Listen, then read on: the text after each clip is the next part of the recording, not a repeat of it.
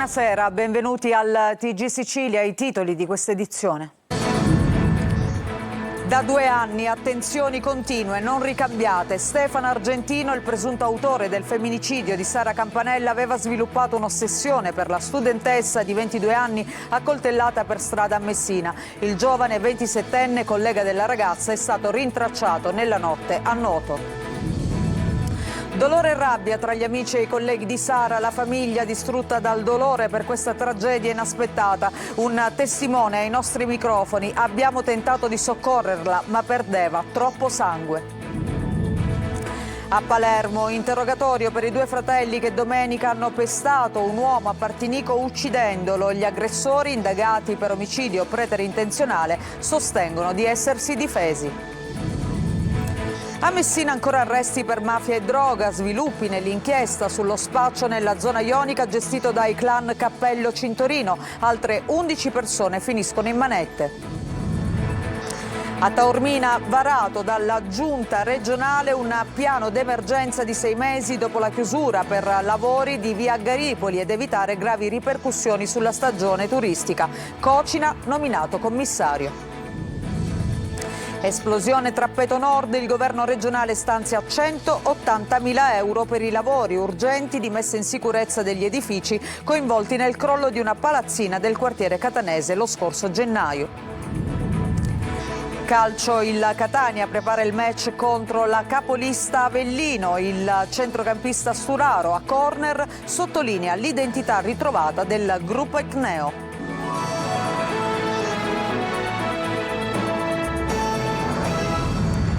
Bentrovati, lo avete sentito, è stato fermato il presunto autore del femminicidio di Sara Campanella, la studentessa di 22 anni che è stata uccisa a coltellate a Messina.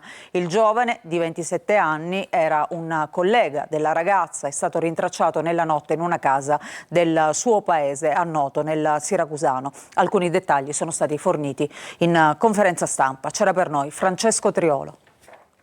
Da 2 anni aveva un'attenzione, un interesse morboso verso Sara, non ricambiato però approcci, proposte accolte con sempre maggiore fastidio da Sara, che spesso aveva confidato alle sue amiche il disagio, sino a lunedì pomeriggio, il giorno della lite sul viale Gazzi e quelle 2 coltellate al collo e alla scapola che non hanno lasciato scampo alla studentessa di 22 anni di Missil Mary.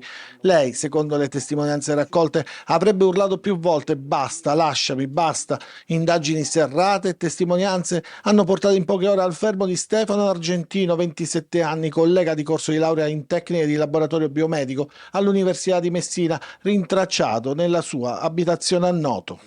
Non risulta appunto che la povera ragazza avesse mai presentato denuncia in passato, nonostante queste attenzioni definite geneticamente morbose da parte degli amici si protraessero da 2 anni. Ulteriori elementi potrebbero arrivare adesso dall'analisi dei telefonini. Dovremo fare tutte le analisi dei dispositivi, insomma di tutto ciò che ovviamente comprendete fa parte dell'attività investigativa, quindi non sono in grado di darvi notizie in questo momento. Come è stato detto prima in conferenza stampa, non c'è stata alcuna denuncia nel tempo da parte della ragazza. Si cerca invece ancora l'arma del delitto. L'arma del delitto deve essere ancora evidentemente oggetto di ulteriori investigazioni ai fini del suo reperimento.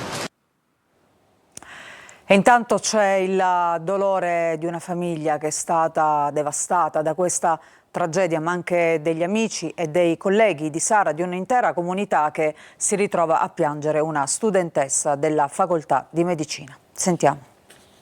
Andiamo, vai! Per favore, non me la senti, veramente. Non ce la fai? No, ce la faccio. È stremato Claudio, il fratello di Sara Campanella, 3 anni più grande di lei, ha difficoltà anche a parlare. È arrivato di fronte al carcere di Gazzi insieme allo zio e al cugino, lì dove poco prima era stato trasferito Stefano Argentino, il giovane arrestato per l'omicidio della sorella. Le lacrime si uniscono alla pioggia, il dramma di una famiglia e di una giovane ragazza col sogno spezzato di lavorare nella biomedica. Chi riesce a parlare è un amico di famiglia che non trattiene dolore e rabbia. E non ci sono parole per dire la rabbia che c'è.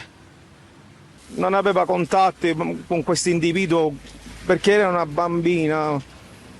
Sì, giustizia, e spero solo che non esce più.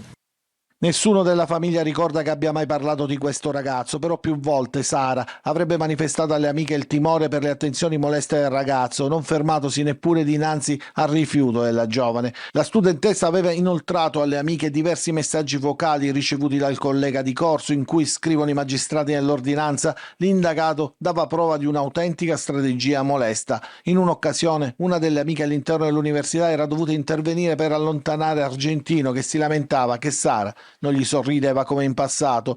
All'obitorio del Policlinico il triste rito del riconoscimento da parte dei parenti, mentre davanti al padiglione G, dove Sara studiava, quello del corso di laurea di tecnico di laboratorio biomedico, colleghi e amici si abbracciano, piangono, increduli. C'è anche la rettrice, incontra i professori della ragazza. A distanza di 5 anni esatti, dopo Lorena 40, si piange un'altra studentessa delle facoltà di medicina, uccise lo stesso giorno, 31 marzo, il clima cupo, più del tempo, più della pioggia, che cade ma non si sente.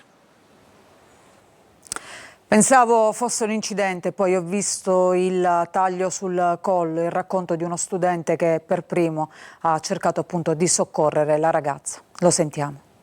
Allora, io uscivo dal tirocinio che faccio nel reparto qua di medicina interna all'ospedale di Messina e vedo la situazione che mi sembrava un incidente stradale, vedo la ragazza a terra, che ho detto con i ragazzi di aiutarmi a girarla e metterla in posizione con le gambe alzate in antishock e cercare un attimo di capire la situazione, vedere dove perdesse il sangue, al che cerchiamo un po' in giro nel corpo e vediamo che a livello del collo ha un taglio profondo e mi faccio prestare una maglietta dai ragazzi e iniziamo a tamponare la ferita, al che rilevo se aveva il polso, in quel momento c'era, debole ma c'era, purtroppo perdeva molto sangue, respirava a stento perché si alzava molto poco l'addome.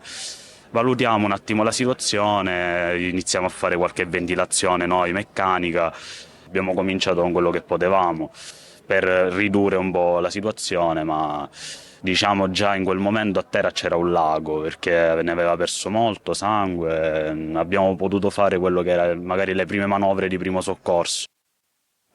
Intanto, a proposito delle indagini che, come abbiamo sentito, sono condotte dai carabinieri del comando provinciale di Messina, gli inquirenti stanno seguendo la pista che appunto Stefano Argentino sarebbe stato aiutato da qualcuno a fuggire e a nascondersi dopo il delitto. Si legge nel fermo disposto appunto dalla procura, si è agevolmente dato alla fuga nelle immediatezze dei fatti, potendo contare sull'appoggio di soggetti terzi in via di identificazione per far perdere le proprie tracce.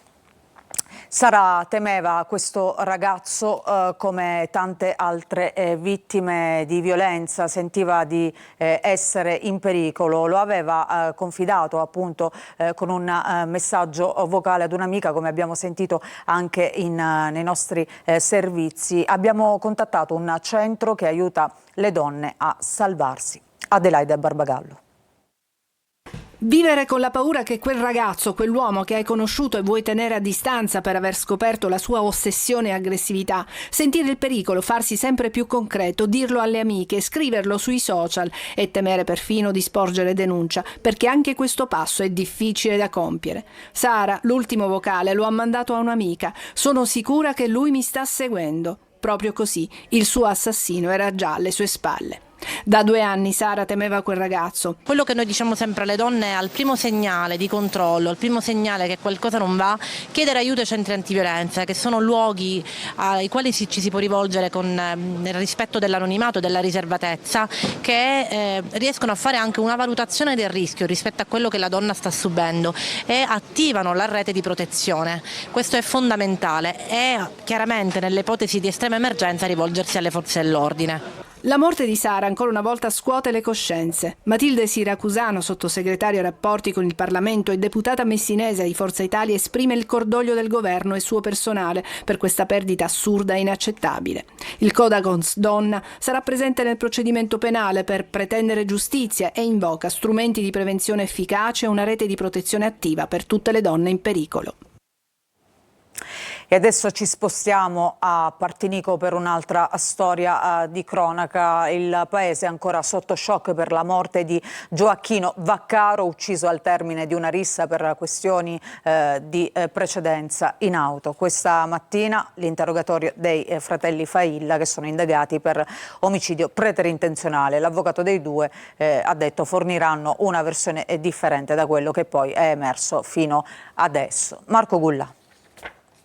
Si sono difesi, ribaltando la tesi della famiglia Vaccaro. Primo interrogatorio al Tribunale di Palermo per i fratelli Failla, indagati e in stato di fermo per l'omicidio di Gioacchino Vaccaro, l'uomo di 45 anni, morto dopo una rissa a Partinico. L'avvocato dei due fratelli sostiene che le immagini della telecamera di videosorveglianza dove è avvenuto il pestaggio certificano la tesi dei Failla, ovvero che si sono difesi perché aggrediti dai Vaccaro. Una rissa feroce, come ci ha raccontato una donna che ha assistito alla violenza. Signor? Da certo, perché io non ci avvicinava, non è che potevo stare tranquilla.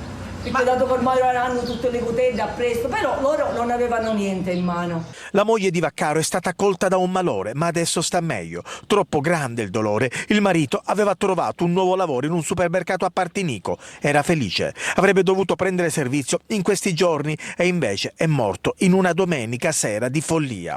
L'inchiesta della Procura di Palermo deve stabilire l'eventuale nesso di causalità fra le botte ricevute e il decesso. A Messina 11 arresti per mafia e droga negli sviluppi dell'inchiesta che a marzo aveva messo in luce che lo spaccio che avveniva nella zona ionica era organizzato dai clan Cappello e Cinturino. Sentiamo. Detenzione e spaccio di sostanze stupefacenti. Con queste accuse il GIP di Messina ha disposto misure cautelari per 11 persone nell'ambito di un'inchiesta diretta dalla Direzione Distrettuale Antimafia di Messina e condotta dai Carabinieri, che ha documentato l'influenza del clan Cappello di Catania nella fascia ionica della provincia messinese, che già ha consentito il 13 marzo scorso l'esecuzione di un'altra ordinanza di custodia cautelare nei confronti di 25 persone. L'operazione, a cui hanno preso parte oltre 60 carabinieri, scaturisce proprio dagli interrogatori della prima operazione e le ulteriori indagini hanno permesso di documentare le condotte di altri 11 soggetti operanti nello smercio della droga, principalmente cocaina e hashish, che acquistavano le sostanze stupefacenti e poi venivano smerciate a Giardini Naxos e nei comuni limitrofi. A capo dell'organizzazione l'esponente del clan Cappello Riccardo Pedicone, già arrestato lo scorso 13 marzo, ma adesso anche fornitori di secondo piano, ovvero occasionali di sostanze stupefacenti operanti a Catania o nella zona sud della provincia di Messina. A loro si rivolgeva il gruppo quando non aveva immediata disponibilità di stupefacenti, essendo in attesa dell'approvvigionamento dei grossi quantitativi da Catania. Le indagini inoltre hanno svelato il ruolo di Carmelo Riolo, appartenente al clan Cintorrino, che insieme alla compagna riforniva numerosi clienti, per lo più a gaggi, soprattutto di cocaina. Ancora cronaca, un 42enne di Paternò, siamo in provincia di Catania, è stato arrestato per rapina e lesioni personali aggravate e accusato di aver ferito derubandolo un gioielliere nello scorso novembre. Simona Mazzone. Era stato colpito con 2 colpi di pistola alla gamba per sottrargli uno zaino, così il gioielliere si era accasciato mentre 2 rapinatori fuggivano a bordo di uno scooter. Quella rapina, commessa lo scorso 30 novembre nella zona di Piazza Corsica tra via D'Annunzio e viale Vittorio Veneto a Catania, aveva lasciato tanti punti interrogativi.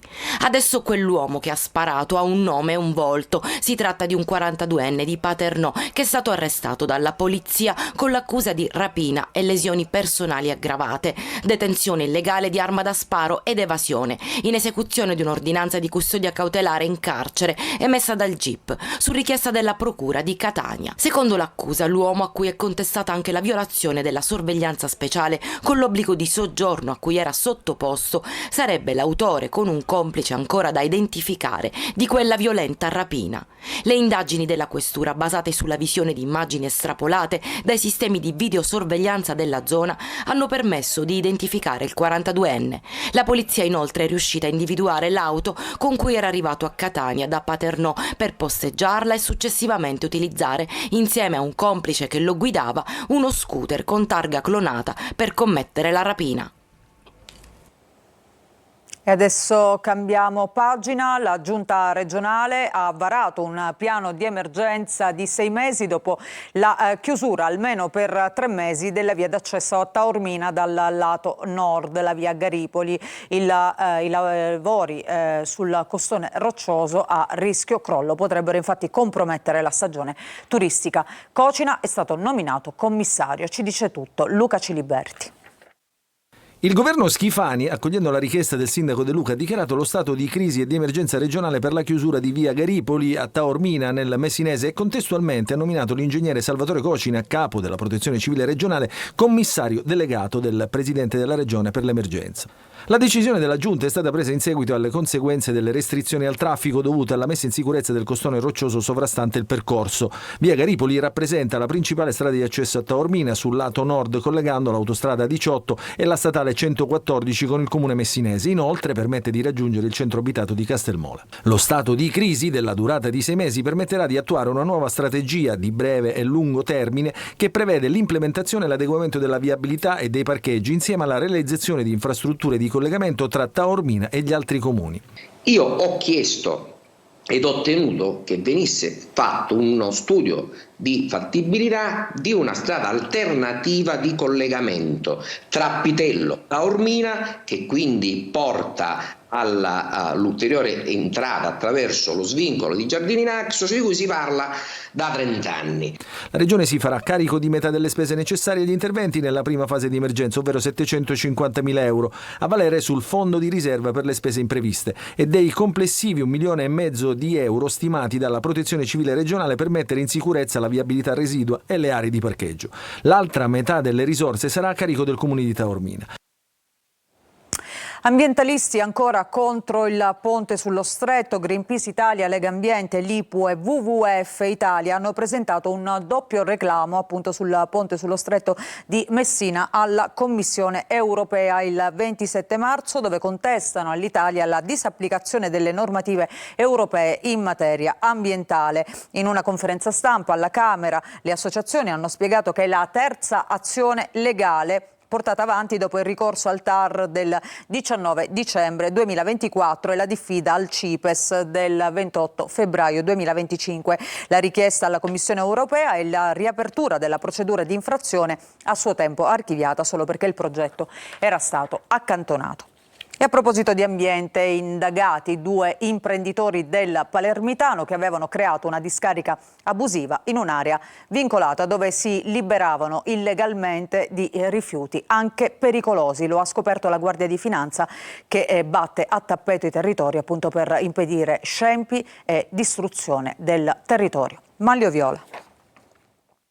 Un grave rischio per l'ambiente e per gli abitanti della zona. Gestione illecita di rifiuti, alcuni dei quali anche pericolosi, comprensiva di trasporto, cessione e smaltimento di ingenti quantitativi e l'accusa mossa dalla Guardia di Finanza a 2 imprenditori di Partinico. Uno è finito agli arresti domiciliari, l'altro al divieto di dimora. Per entrambi è scattata l'interdizione per 1 anno dall'attività d'impresa. Sotto sequestro anche parte del complesso aziendale delle 2 imprese, oltre a una vastissima area di oltre 11.000 metri quadrati adibita a discarica abusiva.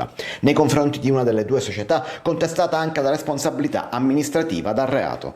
La materia ambientale sicuramente deve essere affrontata come appunto è stato fatto oggi, con la dovuta attenzione e nei dovuti modi, poiché probabilmente è uno dei fenomeni delittuosi che maggiormente affligge il nostro territorio. Secondo l'accusa, le imprese, dopo aver effettuato lavori edilizi, trasportavano direttamente o indirettamente i residui di lavorazione, fra i quali anche rifiuti elettronici, Eternit, copertoni, abusivamente in quel terreno sottoposto anche a vincoli ambientali a Partinico. In questo modo risparmiavano sui costi di smaltimento, ma creando grave danno all'ambiente. Grazie alle videoriprese è stata accertata che l'area era ormai una discarica a tutti gli effetti, sia pure abusiva, nella quale conferivano anche altri 15 soggetti provenienti da diverse parti della provincia palermitana, tutti adesso sotto inchiesta. Nel solo periodo delle indagini sono oltre 633 le tonnellate di rifiuti conferite nella discarica abusiva. Torniamo a parlare dello scandalo dei referti all'ASP di Trapani. Da oggi è il nuovo manager Danilo Faro Palazzolo che prende il posto di Ferdinando Croce, appunto, che è stato sospeso. Intanto alla professoressa di Mazara del Vallo, che ha sollevato il caso, arrivano le lodi del ministro Valditara. Laura Spanò.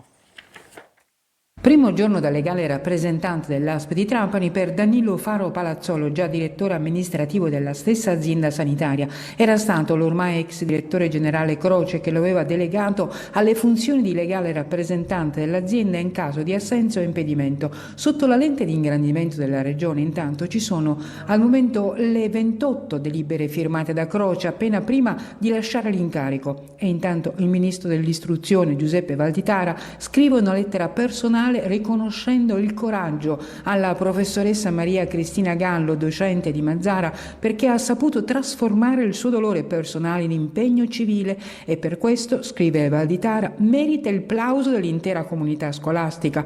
Il suo impegno e la passione per l'insegnamento sono un esempio. La professoressa Gallo è diventata il volto di una denuncia che ha scoperchiato uno dei più grandi scandali sanitari degli ultimi anni in provincia di Trapani, ritardi fino a 10 mesi nei referti istologici da parte dell'ASP. La risposta della docente è stata commossa e ferma. Faccio solo il mio dovere con amore e per amore del bene. La sua denuncia alla procura di Marsala ha acceso i riflettori su una situazione esplosiva, oltre 3.300 referti accumulati e ritardi fino a 10 mesi. Gli ispettori della regione prima e del Ministero della Salute dopo hanno confermato gravi inefficienze. A Catania, presidio di protesta dell'Unione dei sindacati di base davanti alla prefettura in rappresentanza dei dipendenti dell'opera diocesana assistenza. Cresce il disagio dei lavoratori da 6 mesi senza stipendio che chiedono di sbloccare i fondi delle convenzioni con l'ASP. In crisi anche le attività di assistenza delle persone con disabilità in terapia nel centro di riabilitazione. E adesso invece restiamo a Catania perché la giunta Schifani su proposta della Protezione Civile ha stanziato 180.000 euro per i lavori urgenti di messa in sicurezza degli edifici coinvolti nell'esplosione di una palazzina nel quartiere Trappeto Nord avvenuta a Catania il 21 gennaio scorso. Le risorse saranno prelevate dal fondo di riserva per le spese impreviste. Gli interventi consentiranno ad alcune famiglie di rientrare nelle loro abitazioni. Il provvedimento segue la dichiarazione dello stato di crisi e di emergenza deliberati dal governo regionale il 14 febbraio. L'esplosione dello scorso 21 gennaio, ricordiamo, causata da una perdita nella rete cittadina del gas, ha coinvolto le aree della città metropolitana di Catania comprese tra via Fratelli Gualandi e via Carmelo Salanitro e aveva causato 14 feriti, distrutto completamente 2 unità immobiliari e danneggiato diversi edifici dichiarati appunto inabitabili e dunque completamente sgomberati. Restiamo a Catania, andiamo in un altro quartiere, a Librino. I ragazzi raccontano appunto il luogo in cui vivono in 60 scatti. C'è la solitudine ma anche la speranza dei giovani fotografi. Giusy Lazzara. Tanti gli sguardi su Librino, il megaquartiere di Catania raccontato con i 60 scatti dei ragazzi che vivono nel quartiere. Le foto sono in mostra nel centro Libera Talenti Librino, in uno spazio dedicato all'olio, funzionale e fresco come deve essere un luogo di accoglienza. Sono stati gli stessi giovani, più di 90 riuniti in una giuria, a decretare il vincitore. Il primo premio lo ha vinto Christian Sabstier, 17 anni e una vera passione per le immagini. Sembra un non finire. Quindi tipo un orizzonte. Dove siamo qui a Librino? Questa qua è la rotonda del San Marco. Di solito questa rotonda non dice niente, però in questa foto anche questa parte scura contro il contrasto del colore del cielo è molto bella.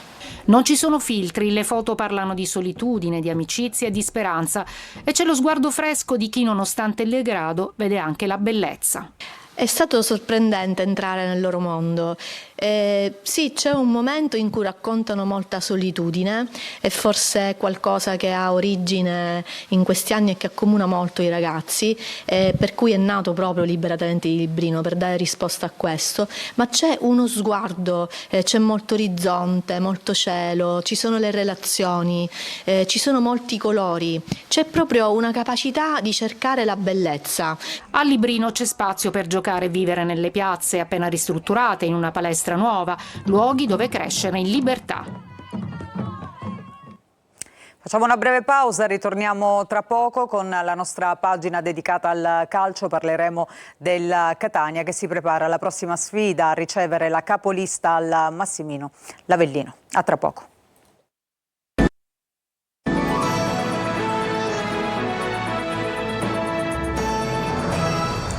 Bentrovati, seconda parte del nostro telegiornale. Adesso il calcio, la Serie C, il Catania che proviene da 3 partite in cui non ha subito gol, domenica troverà al Massimino la capolista Avellino. Sturaro nel corso della trasmissione Corner ha parlato del momento del gruppo etneo, sottolineando che la squadra ha ritrovato la propria identità. Marco Carli.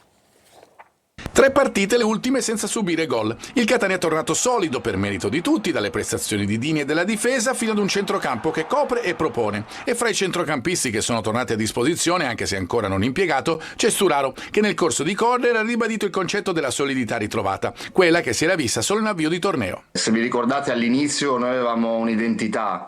Perché? Perché abbiamo fatto comunque il ritiro, abbiamo fatto un percorso che ci ha portato a fare bene l'inizio di stagione.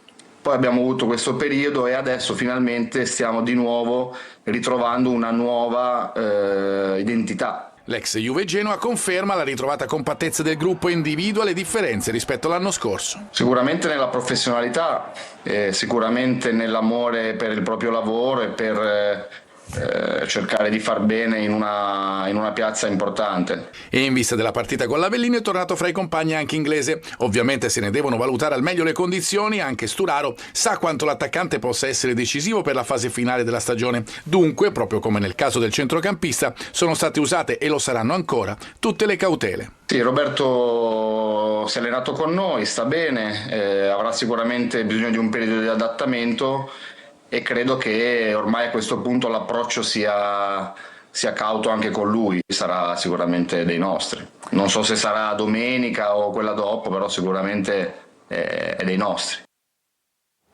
Ancora una pausa, ritorniamo tra poco con gli ultimi aggiornamenti.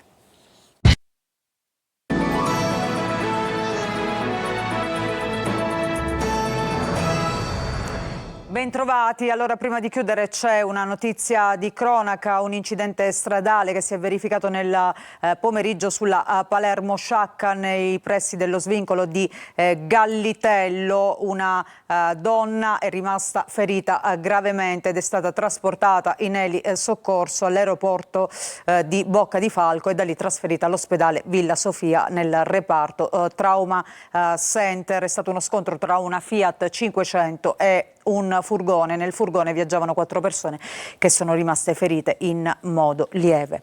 Noi ci fermiamo con questa notizia. Grazie per averci seguito. Questa edizione del TG Sicilia termina qui. Vi auguro una buona serata.